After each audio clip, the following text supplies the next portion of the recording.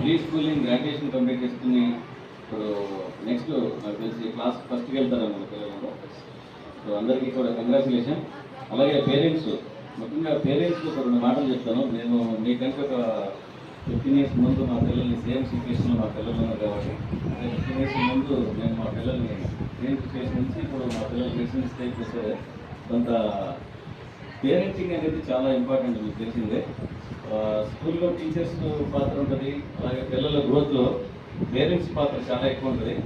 అలాగే పిల్లలు ఎవరితో ఉంటున్నారు, ఎక్కువగా ఎవరితో ఫ్రెండ్షిప్ చేస్తున్నారు, ఏం చూస్తున్నారు, ఏం వింటున్నారు అనేది చాలా వాళ్ళ మైండ్లో బాగా వాళ్ళు ఎప్పుడైతే బాడీ పెరుగుతూ ఉంటుందో మైండ్ కూడా పెరుగుతూ ఉంటుంది, వాళ్ళ ఆలోచనలు కూడా పెరుగుతూ ఉంటాయి. సో మనం ఇంట్లో ఒక వైఫ్ అండ్ హస్బెండ్ మనం ఏం మాట్లాడుకుంటున్నది వాళ్ళు బాగా అబ్జర్వ్ చేస్తారు.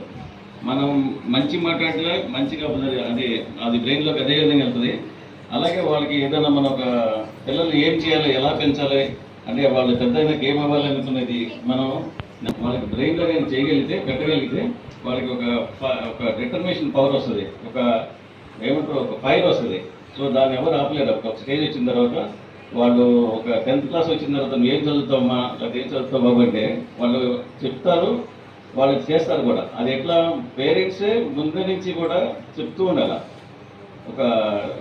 అంటే ఒకే రోజు కాదు, అదొక ప్రాసెస్. అది కంటిన్యూస్ ప్రాసెస్లో మనం వాళ్ళ పిల్లల్ని మనం ఐఏఎస్ చేయాలనుకున్నామా, లేకపోతే ఐపీఎస్ చేయాలనుకున్నామా, లేకపోతే డాక్టర్ చేయాలనుకున్నామా, లేకపోతే ఒక రాజకీయ నాయకులు చేయాలనుకున్నామా, లేకపోతే ఒక ఆస్ట్రోనాట్ చేయాలనుకున్నామా, ఏంటనేది మన మైండ్లో ఫస్ట్ ఒక పేరెంట్స్ మైండ్లో కానీ ఒక టార్గెట్ ఫిక్స్ అయితే అప్పుడు పిల్లలకి మనం నెమ్మదిగా ఆ రూట్లో తీసుకెళ్ళగలిగితే వాళ్ళు 100% సక్సెస్ అవుతారనేది నా ఎక్స్పీరియన్స్ చెప్తున్నా. అట్లాగే పేరెంట్స్ ఈ రోజుల్లో ఫోన్ అనేది ఈజీగా ఇస్తారు, ఫోను పిల్లలకి ఈజీగా ఇస్తారు. ఆ ఫోన్ ఒకటి వాళ్ళ ఫెసిలిటీస్ కూడా ఒకేసారి అన్ని ఫెసిలిటీస్ ఇస్తే తర్వాత వాళ్ళకి లైఫ్ని ఎంజాయ్ చేయడం అనేది ఉండదు. ఇప్పుడు ఫోన్ వచ్చేసింది, కార్లో ఏసీ వచ్చేసింది, డైరెక్ట్గా విమానం ఎక్కించేసి తీసుకెళ్ళిపోతే తర్వాత ఇంకా నెక్స్ట్ ఏముంటుంది, రాకెట్ ఎక్కించాలి, రాకెట్ మనం ఎక్కించలేము. సో అందుకని పిల్లలకి ఫెసిలిటీస్ కూడా నెమ్మదిగా ప్రొవైడ్ చేయాలి. ఒకేసారి అన్ని ఫెసిలిటీస్ ఇచ్చేసి తర్వాత వాళ్ళని ఎక్సైట్మెంట్ అనేది లేకుండా చేయొద్దు. అది ఒక చిన్న సలహా.